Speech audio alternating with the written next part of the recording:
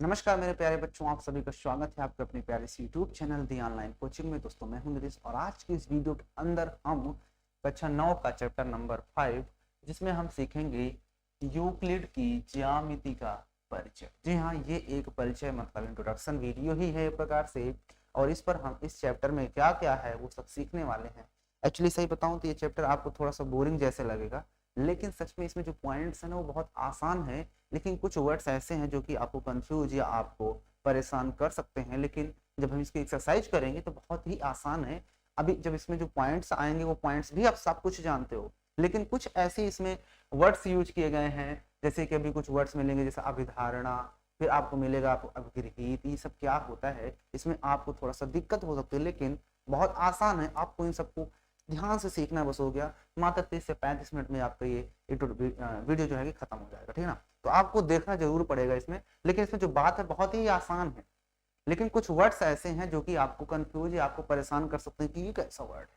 तो खैर कोई बात नहीं, आइए इस चैप्टर को हम स्टार्ट करते हैं जिसका नाम है यूक्लिड की ज्यामिति का परिचय। तो सबसे पहले बात यहाँ पर आता है कि ये यूक्लिड वर्ड क्या है, यूक्लिड का मतलब क्या है, ठीक है ना। तो आइए देखते हैं, लेकिन उससे पहले आपके लिए देखो एक मोटिवेशनल लिखा हुआ है यहाँ पर। क्या लिखा है कि सफलता का कोई मंत्र नहीं है, यह तो परिश्रम का फल है। जी हाँ, कोई कह दे कि सफलता का कोई मंत्र है, आप जब लो ओम भीम भ्रोम ब्रेम ब्रेम तो इससे आप सफल हो जाओगे, तो भाई ऐसे नहीं हो सकता। आपको अगर सक्सेस होना है, आपको अपने गोल को पकड़ना है, अपने गोल तक पहुंचना है, तो भाई आपको ये जो वर्ड लिखा हुआ है ना, क्या जी, परिश्रम, आपको परिश्रम करना पड़ेगा। इसका कोई ये मंत्र नहीं होता है, ठीक है ना। तो मंत्र नहीं होता है। अगर आपको सफल बनना है, आपको सफलता प्राप्त करनी है, तो उसके लिए जरूरत है मेहनत की, उसकी जरूरत है परिश्रम की। कोई कह दे कि आप ये मंत्र ले लो, इस मंत्र को रोज सुबह शाम याद करो, रोज रोज सुबह शाम पढ़ो, तो आप जरूर सक्सेस हो जाओगे, तो ये गलत बात है, ठीक है ना। तो आपको सफल होने के लिए आपको परिश्रम करना पड़ेगा। तो अगर आप परिश्रम नहीं करते हो तो आज से ही जी जान लगा दो, ठीक है ना। तो चलो अब आते हैं क्वेश्चन।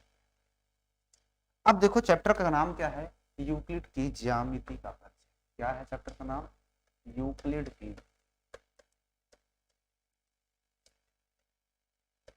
ज्यामिति का परिचय, ज्यामिति का परिचय।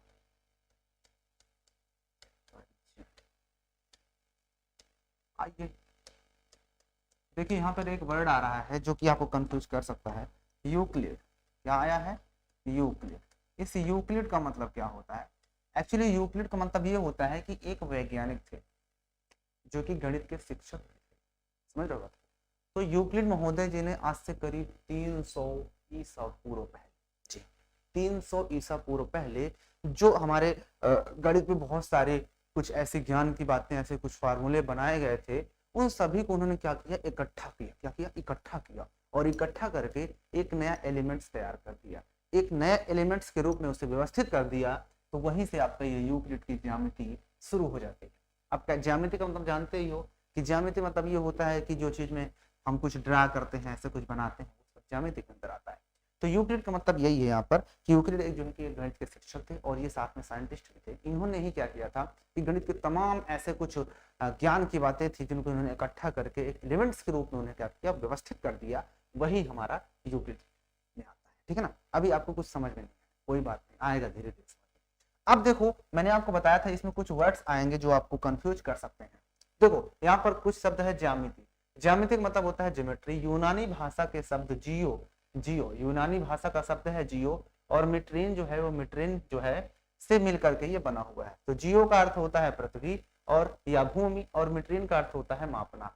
अर्थात इसका मतलब ऐसा प्रतीत होता है कि ज्यामिति का उद्गम भूमि मापने की आवश्यकता के कारण हुआ है। गणित की इस शाखा का अध्ययन विभिन्न रूपों में प्रत्येक सभ्यताओं द्वारा किया गया, चाहे वह मिस्र हो या फिर बेबीलोन हो या फिर चीन हो या भारत हो, यूनान हो, या कोई भी इसमें सबका अध्ययन किया गया, ठीक है ना। अभी इसमें कुछ आपको समझ में नहीं आ रहा, कोई बात नहीं, धीरे धीरे समझ में आएगा। अब देखो इसमें एक वर्ड्स आया है, ये मैंने बताया था ना अभी 300 ईसा पूर्व, यहाँ पर लिखा ना, तो लगभग 300 ईसा पूर्व पहले की बातें चल रही है। अब देखो इसके बाद इसमें जो एक वर्ड आता है क्या, परिभाषाएं और आता है अवधारणाएं। तो परिभाषाएं और अवधारणाएं, तो आइए परिभाषाएं। और देखो ये यूक्लिड महोदय जी की फोटो बनी हुई है, ये यूक्लिड महोदय जी है, ठीक है ना। इन्होंने ही देखो यहाँ पर मैंने जब तुमको बताया एक बात, वो यहाँ पर लिखी भी हुई है कि 300 ईसा पूर्व तक जारी रही। इसी समय मिस्र के, देखो लिखा ना मिस्र में अलेक्जेंड्रिया के गणित के शिक्षक यूक्लिड ने क्या किया था, उस समय ज्ञात गणित के सभी ज्ञान, जो ज्ञान था ना, गणित के बहुत सारे ज्ञान थे, उन सभी को उन्होंने क्या किया था, एकत्रित किया था और उन्हें एलिमेंट्स के रूप में, प्रसिद्ध ग्रंथ के रूप में क्या किया, उन्हें व्यवस्थित किया और उन्हें उन्हीं एलिमेंट्स को 13 अध्यायों में विभाजित किया गया, जिनमें से प्रत्येक को पुस्तिका माना जाता है, ठीक है ना।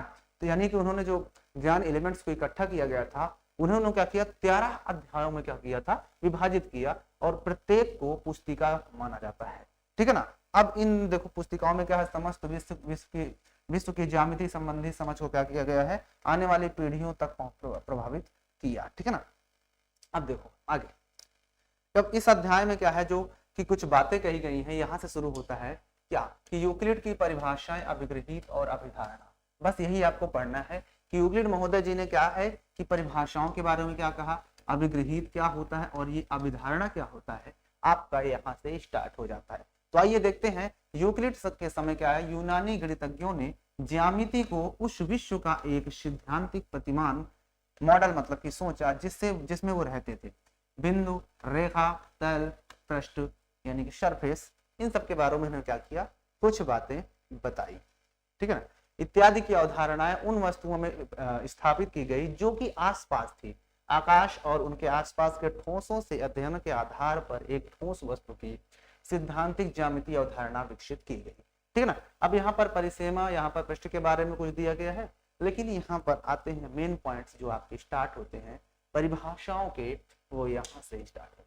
देखा ना, एलिमेंट्स को पुस्तक 1 से 23 परिभाषाएं देकर दिया गया है। इनमें से कुछ परिभाषाएं नीचे दी गई, मतलब एक में 23 परिभाषाएं दे करके उसमें से कुछ परिभाषाओं को यहाँ पर क्या किया गया है, दिया गया है। अब आप देख सकते हो यहाँ पर कुछ पॉइंट्स हैं और वो पॉइंट्स यहाँ पर लिखे गए हैं।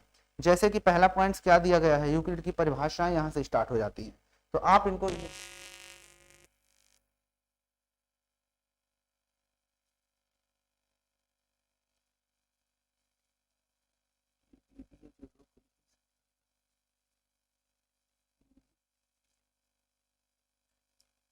गाइस जी, ये देखो लाइट चली गई थी जिसकी वजह से ये बंद हो गया है।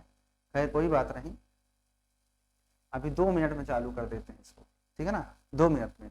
तब तक मैं आपको गाना सुनाता हूँ, कौन सा गाना सुनाऊँ आपको, कौन सा गाना सुनाऊँ, कौन सा गाना सुनाए आपको, बताइए गाना कौन सा सुना दिया जाए आपको, आपको कौन सा गाना सुना दूं, हाँ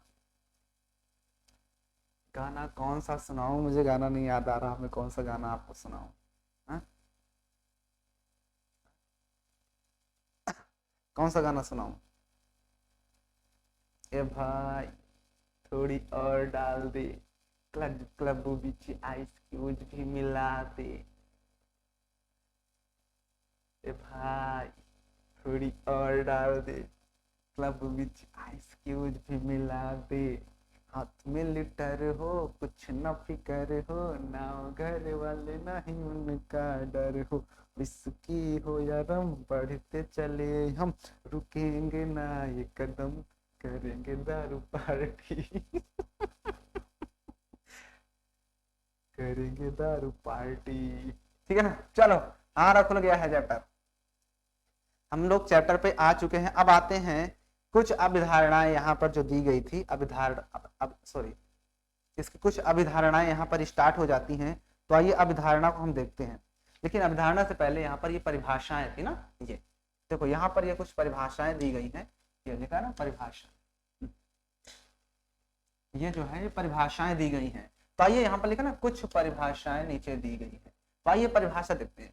पहला इन्होंने क्या बताया परिभाषा में कि एक बिंदु जो पॉइंट होता है जिसका कोई भाग नहीं होता, यानी अगर आपके पास कोई एक पॉइंट है, कोई भी एक पॉइंट है, उसका कोई भाग नहीं होता। जैसे यहाँ पर मैं एक पॉइंट बना देता हूँ, ऐसे थोड़ा सा मोटा पॉइंट ले लेता हूँ, ये मैंने पॉइंट रख दिया। अब इस पॉइंट को गणित की लैंग्वेज में इसको इसकी ना तो लेंथ मानी जाती है, ना तो ब्रेथ मानी जाती है, ना तो हाइट, क्योंकि ये क्या होता है एक प्रकार से नगण्य के बराबर होता है, इसलिए इसकी कोई भी हाइट कुछ भी नहीं होता है, ठीक है ना, याद रखना। तो ऐसा पॉइंट जो होता है उसे उसका कोई भाग नहीं होता। कोई कह दे इसमें लेंथ है तो कहोगे नहीं है, कोई कह दे ब्रेथ है कहोगे नहीं है, कुछ भी नहीं है इसमें, ठीक है ना। आते हैं सेकंड पॉइंट पे, कहता है एक रेखा जो लाइन होती है वो चौड़ाई रहित लंबाई होती है। यानी कि ऐसी कोई रेखा, अगर आप कोई भी रेखा खींचते हो, क्या करते हो आप, कोई भी रेखा आप खींचते हो, सपोज करो मैंने ये एक लाइन खींच दिया, ये मैंने एक लाइन खींच दी, ये तो जो लाइन खींची जाती है तो उस लाइन की सिर्फ और सिर्फ क्या होती है, लंबाई होती है। लिखा है ना चौड़ाई रहित लंबाई। चौड़ाई रहित लंबाई मतलब ये होता है कि उसमें चौड़ाई रहित अर्थात चौड़ाई नहीं है, तो सिर्फ और सिर्फ उसकी लेंथ होती है। याद रखना कि एक हमारे पास जो लाइन होती है, रेखा होती है, उसकी सिर्फ और सिर्फ क्या होती है, सिर्फ लंबाई होती है। क्या होती है, सिर्फ लंबाई होती है, उसकी चौड़ाई नहीं होती, याद रखना। तो एक जो पॉइंट होता है उसका लेंथ विड्थ हाइट कुछ भी नहीं होता। एक लाइन जो होती है, जो रेखा खींचते हैं इस तरह से, उसकी सिर्फ और सिर्फ लंबाई होती है। और अगले पॉइंट पे आते हैं, तो अगला पॉइंट देखो क्या कहता है, अगला पॉइंट कि एक रेखा के सिरे बिंदु होते हैं। यानी कोई सिरा, कोई रेखा है, ये हमने रेखा खींच दिया, तो उसके जो सिरे होते हैं, एक सिरा ये यहाँ पे है, एक सिरा यहाँ पर, तो उसके जो सिरे होते हैं वो दोनों सिरे क्या होते हैं, बिंदु होते हैं। तो ये पॉइंट होता है, ये भी एक पॉइंट ही होता है, ठीक है। तो ए से चलकर ये बी तक जो लाइन जा रही है, ये क्या होती है, एक रेखा होती है, और इसके सिरे जो होते हैं बिंदु होती है। वैसे भी हमको पता ही है कि एक लाइन पर अनंत बिंदु होते हैं, क्योंकि एक लाइन जो बनती है वो बिंदुओं से मिलकर ही बनती है। यानी ऐसे बिंदु बिंदु बिंदु बिंदु बिंदु बिंदु बिंदु बिंदु, और इनको मिला दो इस तरह से, ये लाइन बन जाती है, ठीक है ना। आइए नेक्स्ट क्वेश्चन पे। आगे कहता है कि एक सीधी रेखा ऐसी रेखा है जो स्वयं पर बिंदुओं के साथ सपाट रूप से होती है। ये वही बात है कि एक कोई रेखा, ये रेखा है, तो उस पर जो बिंदु होते हैं उस पर सपाट रूप से होते हैं, अर्थात उसी के ऊपर होते हैं। देखो बिंदु है ना, जी मैं दूसरे कलर से देता हूँ, ये बिंदु है, तो इन्हीं बिंदुओं से मिलकर ही हमारी ये रेखा बन जाती है, ठीक है। मतलब याद रखें कि कोई भी बिंदु होता है, कोई भी रेखा होती है, उसमें बिंदुओं से मिलकर ही वो रेखा बनती है, ठीक है ना। चले आगे, ओके आइए आगे चलते हैं। अगला पॉइंट देखो यहाँ पर क्या दिया हुआ बच्चों, अगला पॉइंट यहाँ पर दिया है 6 नंबर, कि पृष्ठ के किनारे, जो पृष्ठ के किनारे होते हैं वो क्या होता है, रेखाएं होती है। कोई भी पृष्ठ होगा उसके किनारे जो होते हैं वो रेखाएं होती हैं। कोई पृष्ठ होता है ना, अच्छा इससे पहले एक और रहेगा, ये 5 नंबर कहता है एक पृष्ठ जो सरफेस होता है वह जिसकी केवल लंबाई और चौड़ाई होती है। कोई भी हमारे पास पृष्ठ है तो पृष्ठ ऐसे कुछ बनता है, ये लोग पृष्ठ हमने ले लिया, ठीक ना। और ये पृष्ठ में थोड़ा सा रंग देता हूँ तो थोड़ा सा देखते हैं पृष्ठ, ये मैंने पृष्ठ ले लिया, ठीक है ना।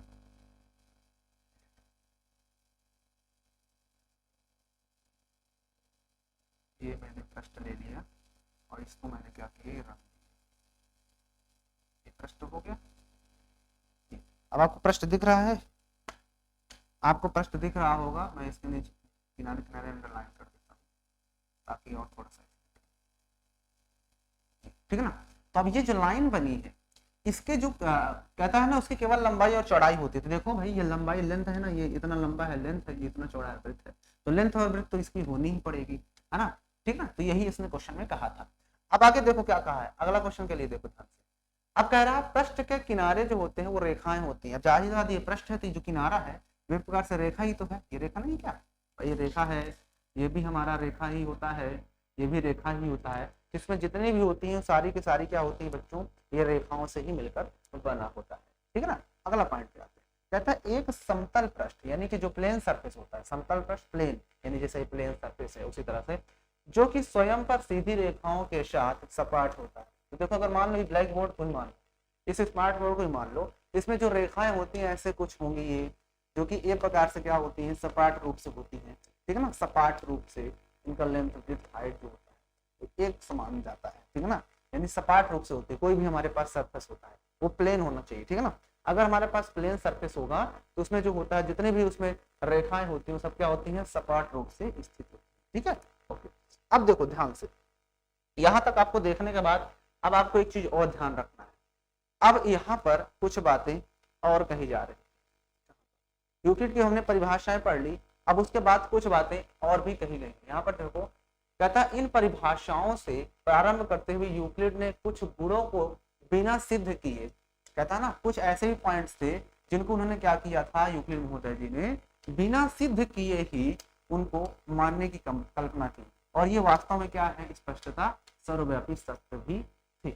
यानी कुछ ऐसी बातें होती हैं हमारे मतलब किन्हीं क्वेश्चंस में या यूं कह लो मैथ में, जो कि उनको सत्य मानना ही पड़ता है, उनको सिद्ध करने की जरूरत नहीं पड़ती है। वह ऑलमोस्ट क्या होती हैं, वो शुद्ध ही होती हैं, वो क्या होती है, सत्य होती ही है। तो ऐसी चीजों को उन्होंने क्या कहा, ऐसी कल्पना को उन्होंने क्या किया, वर्ग थे जिसको अभिगृहित, क्या एक्सिम्स, क्या कहा गया, एक्सिम्स। तो यानी कि ऐसी कुछ बातें यूक्लिड महोदय जी ने क्या किया कि कुछ ऐसी बातें भी हमारे गणित में होती हैं जिनको सिद्ध करने की जरूरत नहीं, वो ऑलरेडी सिद्ध है, तो उन्हें सर्वव्यापी मान करके, उन्हें सत्य मान करके, सर्वव्यापी सत्य मान करके उन्हें वैसे ही ले लिया गया है। उसमें कुछ भी सिद्ध करने की जरूरत नहीं पड़ी है, डायरेक्ट बता दिया गया कि नहीं ये चीज होता है ना। तो वो चीज होता है, यानी कि अगर मैं कह दूं 0 में मुझे 10 जोड़ना है तो वो 10 आता है, इसको सिद्ध करने की जरूरत नहीं है ना। इसको आप सिद्ध करके नहीं बताना है, बताओ सिद्ध करके बताओ कैसे 0 में 10 जोड़ेंगे तो वो 10 आएगा। तो ये सब बातें क्या होती हैं, इनको सत्य माना गया तो इनको सिद्ध करने की जरूरत नहीं पड़ती है। उम्मीद है आप समझ गए होंगे, ठीक है ना। इनका कोई, और ये ऐसी भी चीजें होती हैं जिनको कोई असत्य भी नहीं कह सकता, ठीक है ना। इनको कोई असत्य प्रूव भी नहीं कर सकता, ये सत्य होती है, ना इन्हें कोई आज तक असत्य प्रूव कर पाया और ना प्रूव कर पाएगा, ठीक है ना। तो ये सब क्या होती है, सत्य बातें कही जाती है, इनको प्रूव करने की जरूरत नहीं होती है। और अभिधारणाएं जो होती हैं, जिन्हें अभिधारणा शब्द का प्रयोग कल्पनाओं के लिए किया जाता है, विशिष्ट रूप से ज्यामिति से संबंधित थी। यानी कहने का मतलब यह हुआ कि जो अभिधारणा होती है वो ज्यामिति से संबंधित होती है, और अभिग्रहित को ज्यामिति की जरूरत नहीं पड़ सकती। लेकिन दोनों में कोई बहुत बड़ा अंतर नहीं होता है, ठीक ना, अभी आगे मिलेगा। इन दोनों में कोई ज्यादा खास डिफरेंस नहीं होते हैं, ठीक ना। अब आती है यहाँ पर कुछ बातें अभिधारणा के बाद, सॉरी परिभाषा। अभी हमने क्या पढ़ा था, परिभाषाएं पढ़े थे ना, अभी हमने पढ़े थे परिभाषाएं पढ़े थे कि जो हमारे पास क्या बोलते हैं कि जो यूक्लिड महोदय जी ने कुछ परिभाषाएं दी थी उनको हमने पढ़ लिया। अब हम पढ़ेंगे कि जो हमारे पास अभिधारणाएं थी, अभिधारणा, उनके बारे में हम कुछ सीखने वाले हैं कि इनमें कुछ अभिधारणा या अभिग्रहित कह लो, अभिग्रहित की बातें होंगी। अभिग्रहित ठीक है ना, कुछ अभिग्रहित को बिना उनके द्वारा क्रम के नीचे दिया गया है। तो यहाँ पर अभिग्रहित के बारे में पढ़ेंगे कि यूक्लिड की अभिग्रहित क्या थी। अभी हमने पढ़ा था यूक्लिड की परिभाषाएं, अब यूक्लिड की अभिग्रहित क्या कहती है उनको भी देख ही लेते हैं। तो देखो हमारे पास पहला पॉइंट क्या दिया गया है कि वे वस्तुएं जो एक ही वस्तु के बराबर हों एक दूसरे के बराबर होती हैं। यानी कोई भी वस्तु है वो किसी एक दूसरे वस्तु के बराबर हो तो वो क्या कहता है, दूसरे के बराबर होती है। मतलब समझा, कहता वे वस्तुएं जो एक ही वस्तु के बराबर हो।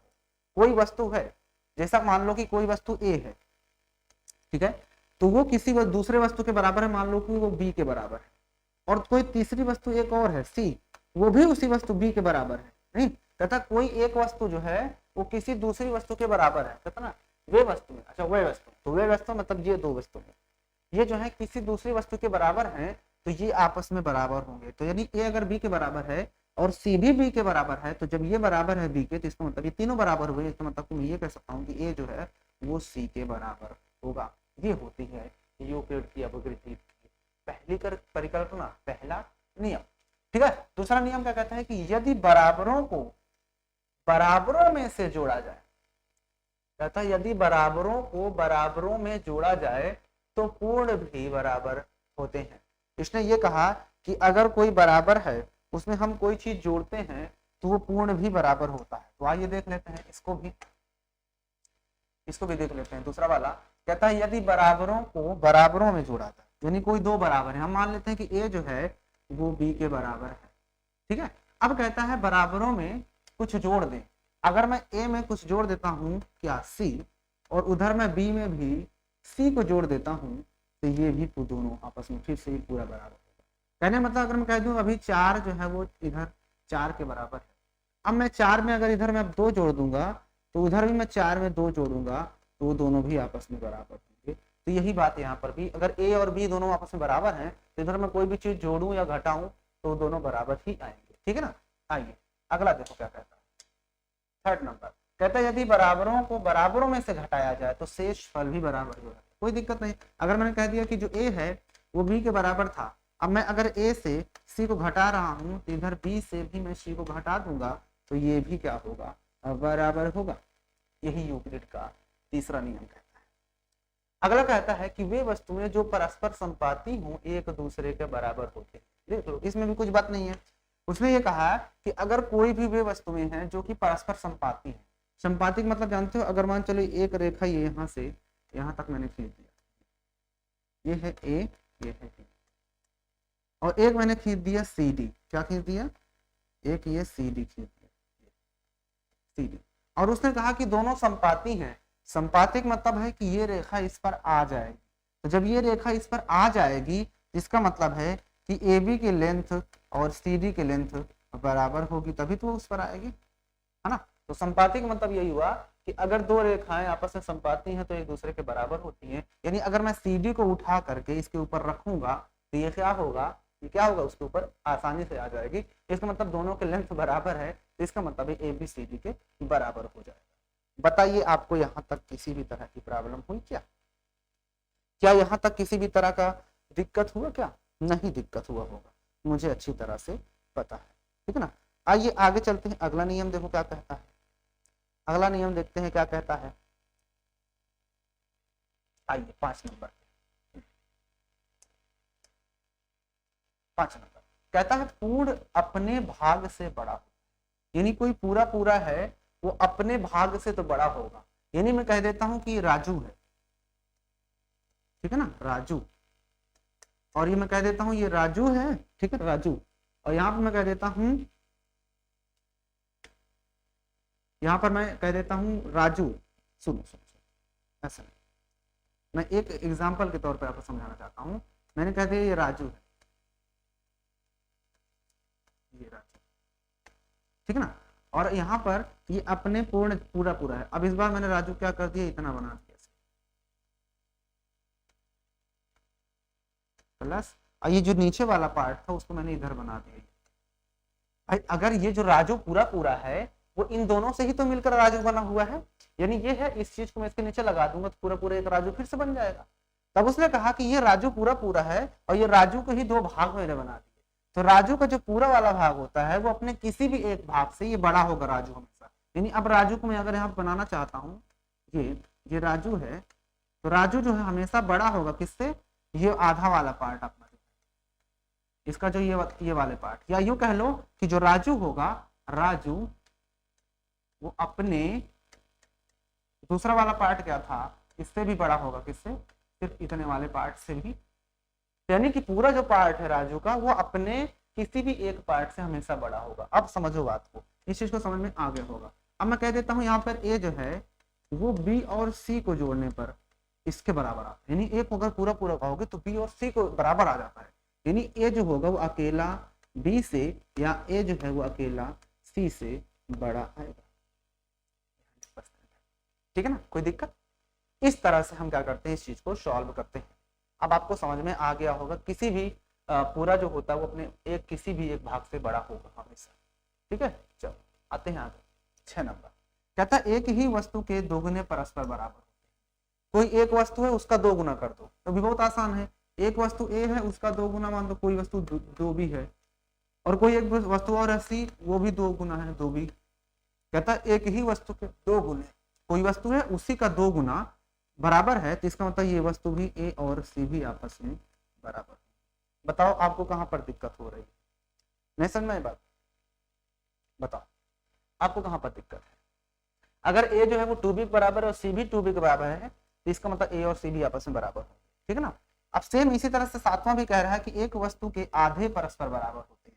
यानी कोई वस्तु है उसका आधा भी बराबर होगा। यानी मैं कह देता हूं कि ए जो है वो बी का आधा के बराबर है, और फिर कह देता हूँ सी जो है वो भी बी के आधे के बराबर है। यानी जब ये बराबर है तो ए और सी भी आपस में बराबर हो जाए। ये होता है इसका 7वां रूल, ठीक है ना। और अब इसी के साथ ही अपग्रहित जो थे, जो यूक्लिड के अपग्रहित हैं वो क्या हो जाते हैं, यहाँ पर फिनिश हो जाते हैं। क्या यहाँ पर ये क्या हो जाते हैं, यूक्लिड के अपग्रहित खत्म हो जाते हैं, ठीक है ना। तो उम्मीद है समझ में आ गया हो, वस्तु में एक दूसरे के बराबर है, दूसरे बराबर होती है। यदि बराबरों को बराबर जोड़ा जाता है कोई भी तो बराबर आता है। अगर यदि बराबरों में कुछ घटा देंगे तो शेषफल भी बराबर आएगा। वस्तुएं जो परस्पर संपाती होती है वो तो बराबर भी होंगी। अगर पूर्ण जो होता है वो भाग से अपने बड़ा हो होता है। एक वस्तु दूसरे के दुगने के परस्पर बराबर ही होंगे, आधा करोगे तब भी वो बराबर होंगे। आते हैं आगे अब आते हैं यूक्लिड की कुछ और भी बातें कही गई हैं, उनको भी देख लेते हैं।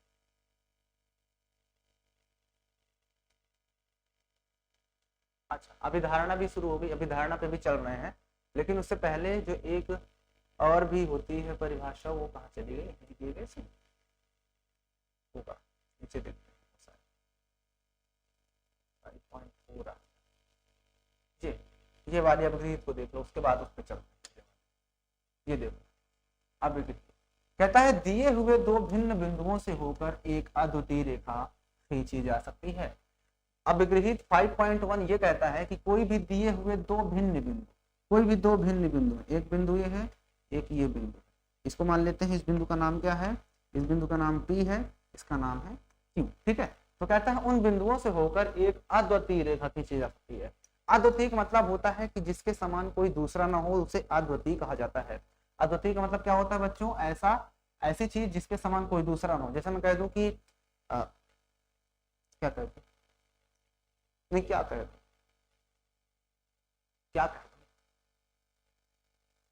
ऐसी बहुत सारी चीजें हैं, जैसे लाल किला ले ले, मैं कह दूं लाल किला जो है कि अद्वितीय, इसका मतलब ये हुआ कि लाल किला जैसे बना हुआ है हमारा, उसके समान कोई दूसरा नहीं बना, उसे कहते हैं अद्वितीय। क्या कहते हैं, अद्वितीय, ठीक है ना। तो यहाँ पर अद्वितीय का मतलब जैसा ताजमहल, ताजमहल सबसे अच्छा, ताजमहल क्या होता है, अद्वितीय है। वो कैसा मॉन्यूमेंट्स है, कैसी इमारत है, अद्वितीय है, उसके समान कोई दूसरी इमारत नहीं है ताजमहल की तरह, तो उसे अद्वितीय कहा जाएगा।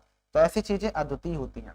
तो अद्वितीय का मतलब सिर्फ एक हो, सिंगल हो, तो यानी दो बिंदुओं से होकर हम सिर्फ और सिर्फ एक ही रेखा खींच सकते हैं। और अगर सिर्फ एक बिंदु है, सिर्फ एक बिंदु है, तो एक बिंदु से तो हम कई लाइन खींच सकते हैं अनंत। ये देखो ढेर सारी हम एक ही पॉइंट से खींच सकते हैं।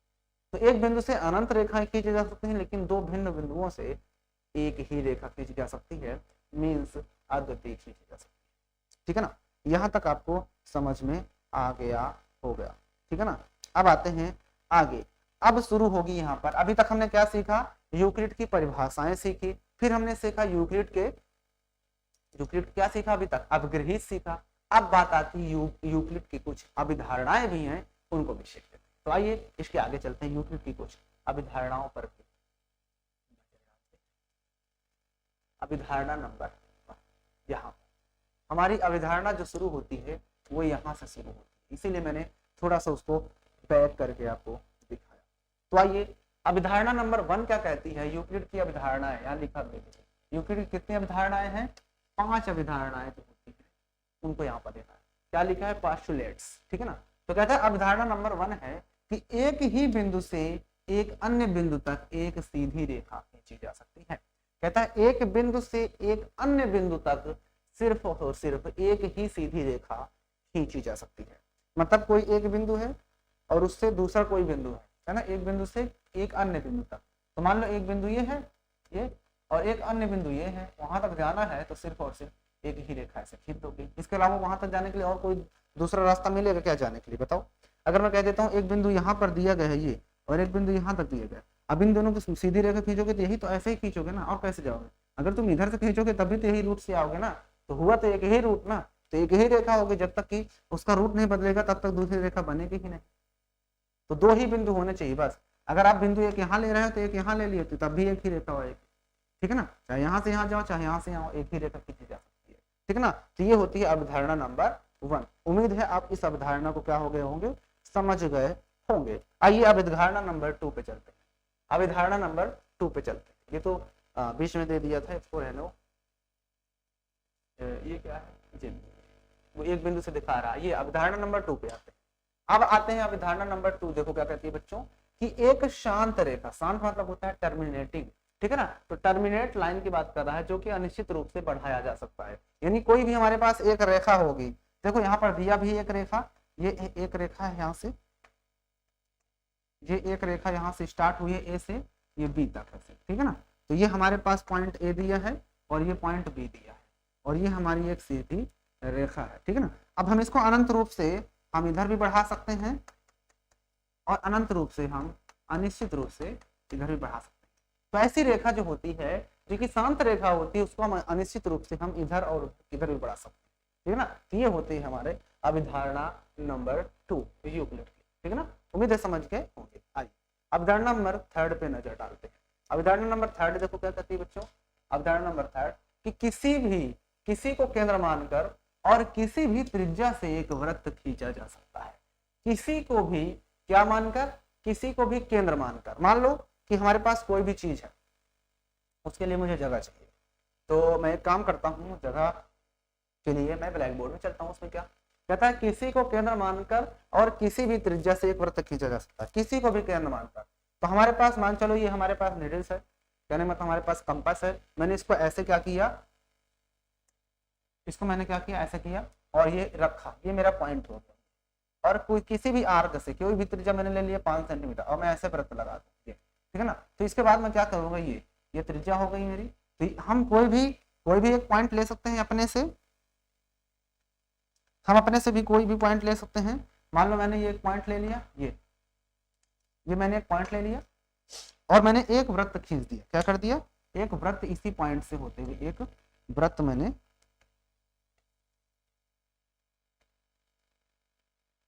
खींच दिया, ठीक है।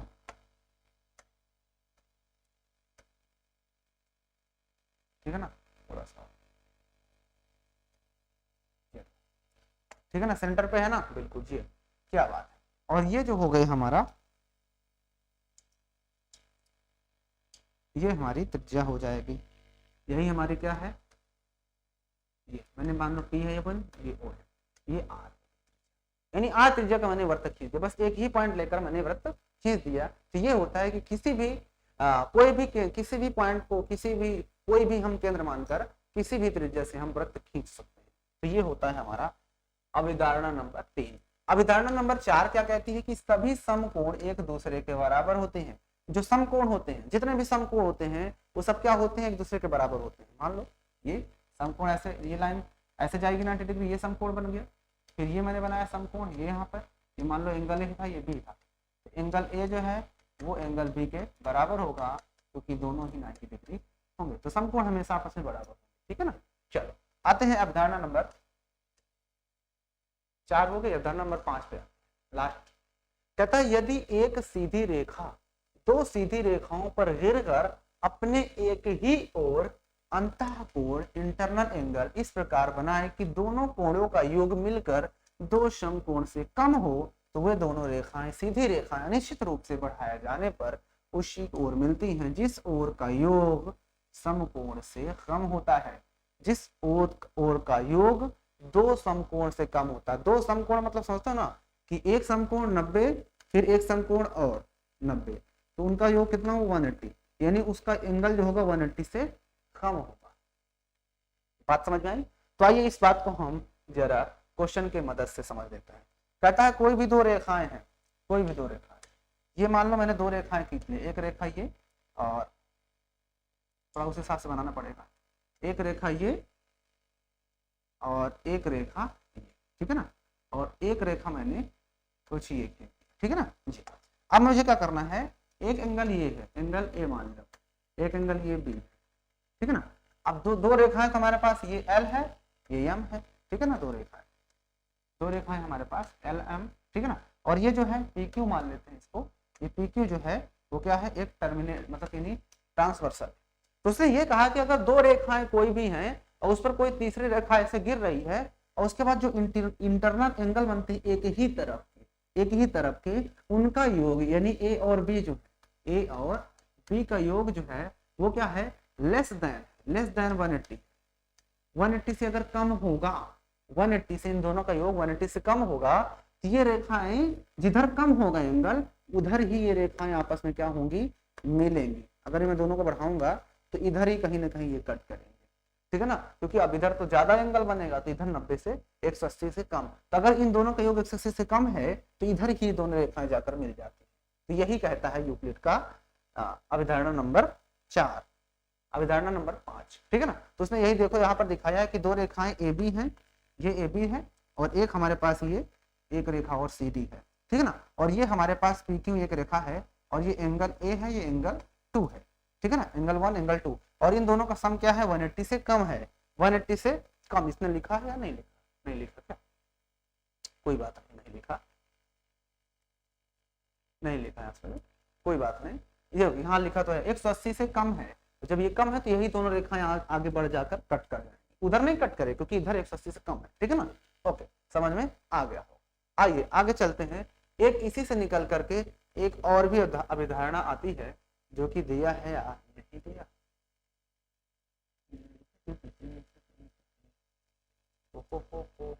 नहीं दिया यहाँ पे। चलो हम आते हैं उधर बोर्ड पे। अब कभी कभी बच्चों ऐसी भी कंडीशन बन जाएगी कि दो रेखाएं तो हमारे पास हो जाएंगी, क्या होंगी? दो रेखाएं हमारे पास हो जाएंगी। चलो एक रेखा ये हो गई और एक रेखा ये हो गई, दो रेखाएं हमने खींच लिया। ओके, हमने दो रेखाएं यहाँ पर देखो खींच लिया। अब दो रेखाएं खींचने के बाद, दो रेखाएं खींचने के बाद कोई एक ट्रांसवर्सल से कट कर रही है और इसका भी कुछ नाम दे देते हैं। इसका मान लो एल है, ये एम, ठीक है ना, ये जेड लाइन है और यहाँ पर एंगल 1 बन गया और ये एंगल 1 ना लेकर हम चलो एंगल ए ले लेते हैं। ये ए एंगल है और ये बी एंगल है। इस बार इन दोनों का सम, एंगल ए और एंगल बी का जो सम है वो 180 ही आ जाए। क्या आ जाए? दोनों का सम 180 ही आ जाए। बाई द वे मान लो ये 40 डिग्री है और ये 140 डिग्री, ठीक है ना। तो इस सिचुएशन में दोनों का सम 180 हो जाएगा ना। तो जब ऐसी सिचुएशन बनती है तो वो रेखाएं एक दूसरे को कभी नहीं काटेंगी, यानी एल जो है और एम ये कभी भी प्रतिच्छेद नहीं करेंगे, कभी भी प्रतिच्छेद नहीं करेंगे। इसका मतलब ये हुआ कि L जो है वो M के समांतर हो गई, ठीक है ना। तो ये भी याद रखना कि ये जो है कि नहीं वही अवधारणा नंबर 5 से ही निकल कर आती है। अवधारणा नंबर 5 से ही ये निकल कर आती है कि कभी भी दो रेखाएं हैं और उनके बीच में जो इंटीरियर एंगल बनता है उनका सम जो है अगर 180 के बराबर ही हो जाता है, क्या होता है? 180 के बराबर ही हो जाता है, तो वे रेखाएं एक दूसरे को क्या करेंगी? कभी भी नहीं कट करेंगी। मतलब वे रेखाएं क्या हो जाती हैं? समांतर हो जाती हैं। क्या हो जाती हैं? समांतर हो जाती हैं। आइए आगे चलते हैं। इसके बाद थोड़ा सा कुछ और भी है इसमें।